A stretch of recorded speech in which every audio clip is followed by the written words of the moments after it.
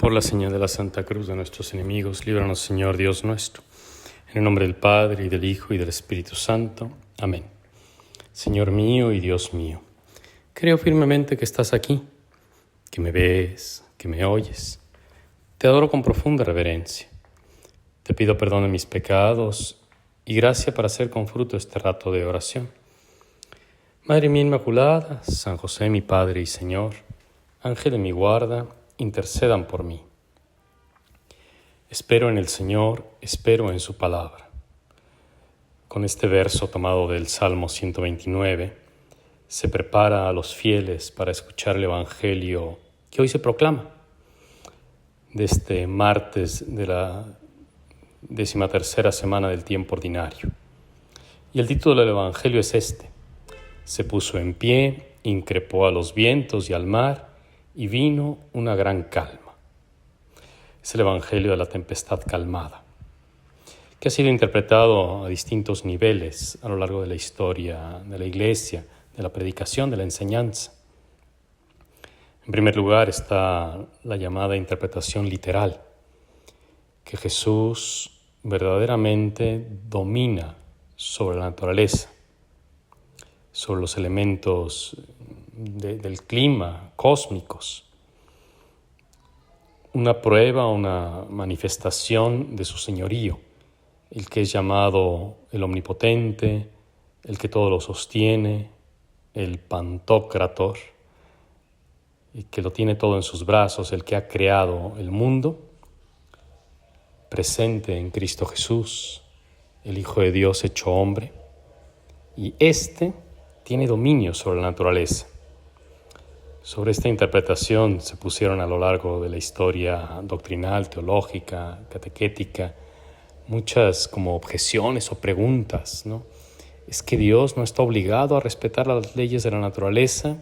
¿Es que Dios puede romper sus propias normas, el curso que ha impuesto Él mismo a los elementos naturales? Y saltaban inmediatamente las respuestas, ¿no? Que a veces Dios interrumpe esas leyes por un decreto, con su poder, para manifestar que Él no está sometido a las leyes de la naturaleza. Mientras que hay tradiciones religiosas que identifican a Dios o a los dioses con las fuerzas naturales, o incluso entre algunos de los pensadores griegos o de las concepciones religiosas de los griegos, se pensaba que incluso los dioses o el dios más importante estaban sometidos a una ley natural, a una ley que domina todo el cosmos, como si Dios fuese esta energía, esta fuerza cósmica que todo lo gobierna.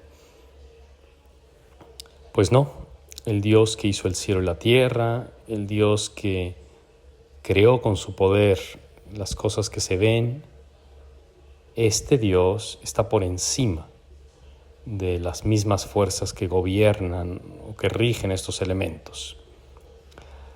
Lo que salta a la vista en los evangelios y también a lo largo de la historia de la salvación que se nos narra en el Antiguo Testamento es que cuando Dios interviene en la naturaleza, con rayos, truenos, digámoslo así, moviendo la atmósfera, no lo hace para presumir, no lo hace para conseguir admiración, sino para obtener y mover los corazones para la salvación de las almas. Esta es como una sentencia teológica, que Dios con el movimiento de los astros, lo que persigue en última instancia es el movimiento de las almas, de los corazones, es la salvación de los hombres. No tiene ninguna necesidad Dios de hacer malabarismos con su obra de la creación. En segundo lugar está la interpretación, por decirlo así, alegórica, la que ve en estos elementos de la naturaleza signos de la vida humana o enseñanzas para la vida espiritual. y en cada uno de los elementos que aparecen en el milagro se puede ver alguna cosa en singular, ¿no? Por ejemplo, la tormenta suele ser interpretada, o la tempestad, como figura o metáfora de las contrariedades de la vida, de las dificultades que hay a lo largo de la existencia, dificultades físicas, enfermedades, reveses económicos, sociales. Incluso se ve en la tempestad a veces las persecuciones en contra de la iglesia misma. Mientras que la barca sería figura de la iglesia, de la comunidad de los discípulos de Jesús. A propósito de este evangelio, un gran escritor de la antigüedad, escritor eclesiástico, Orígenes, acuñó esa frase que luego se ha malentendido, diciendo que fuera de esta barca, o sea, fuera de la iglesia, uno no se salva. A propósito de este evangelio, con esta interpretación alegórica.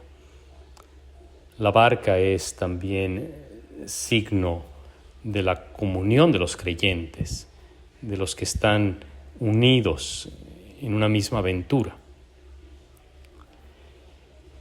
Y luego, como es lógico, ¿no?, estos vientos que están provocando la tormenta son también a veces interpretados como algo que se agrega allá de por sí la tempestad, como podría ser el influjo del demonio o la acción diabólica que trata de volcar la barca, que trata de voltear la iglesia.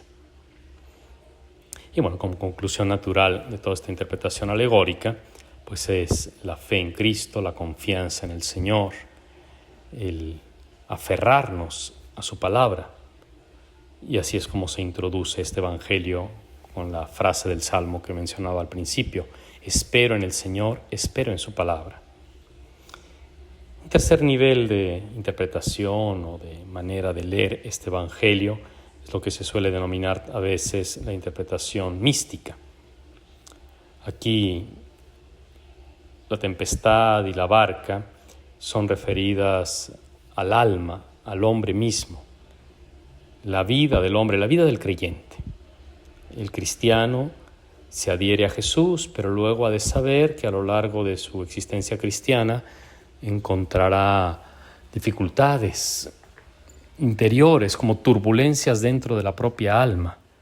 Se verá a sí mismo a veces como desconcertado, sentirá miedo, pensará que Dios no está con él, que lo ha abandonado, e inmediatamente debe reaccionar. La enseñanza mística que aparece o brilla inmediatamente aquí es esta de: Señor, sálvanos, Señor, te necesitamos. Recurrir a Cristo. La fe, una fe fuerte, que viene subrayada por las palabras que Jesús dirige a los apóstoles.